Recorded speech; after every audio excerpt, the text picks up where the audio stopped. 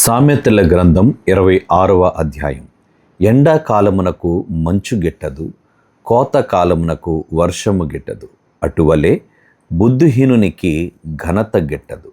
రెక్కలు కొట్టుకొనుచు తారాడుచున్న పిచ్చుకయు, దాటుచున్న వాన కోయలయు దిగకుండునట్లు హేతువు లేని శాపము తగులకపోవును.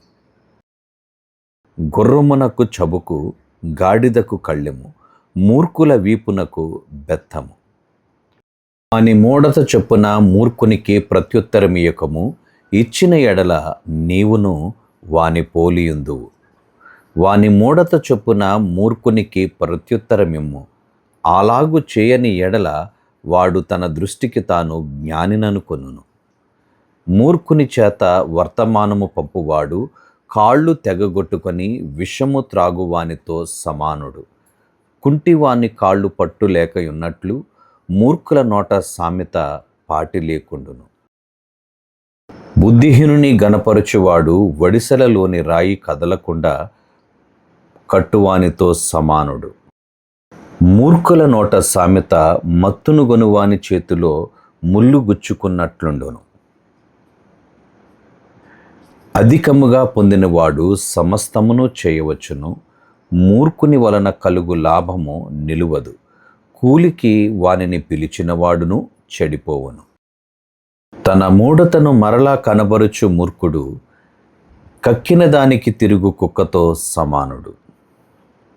తన దృష్టికి జ్ఞానిననుకొని వాని చూచితివా? వానిని గుణపరుచుట కంటే మూర్ఖుని గుణపరుచుట సులువు. సోమరి దారిలో సింహమున్నదనును, వీధిలో సింహమున్నదనును. ఉతక మీద తలుపు తిరుగును, తన పడక మీద సోమరి తిరుగును. సోమరి పాత్రలో తన చెయ్యి ముంచును, నోటి యొద్దకు దాన్ని తిరిగి ఎత్తుట కష్టమనుకొనును. హేతువులు చూపగల 7 కంటే సోమరి తన దృష్టికి తానే జ్ఞానిననుకొనును.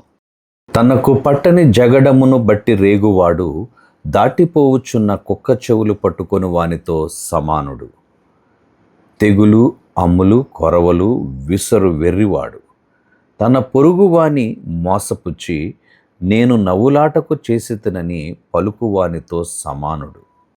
కట్టెలు లేని ఎడల అగ్ని ఆరిపోవును, కొండెగాడు లేని ఎడల జగడము చల్లారును. వేడి బూడిదకు బొగ్గులు, అగ్నికి కట్టెలు, కలహములు పుట్టించుటకు కలహప్రియుడు. కొండెగాని మాటలు రుచిగల పదార్థముల వంటివి, అవి లోకడుపులోనికి దిగిపోవును. చెడు హృదయమును, ప్రేమగల మాటలాడు పెదవులను కలిగి ఉండుట మంటి పెంకు మీది వెండి పూతతో సమానము. పగవాడు పెదవులతో మాయలు చేసి అంతరంగములో కపటము దాచుకొనును.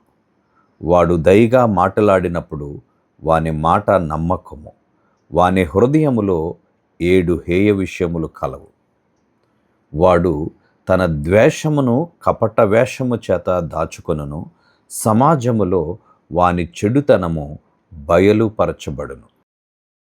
గుంటను త్రవ్వువాడే దానిలో పడును, రాతిని పొర్లించు వాని మీదికి అది తిరిగి వచ్చును. అబద్ధములాడువాడు తాను నలగగొట్టిన వారిని ద్వేషించును. ఇచ్చకపు మాట్లాడు నోరు నష్టము కలుగచేయును.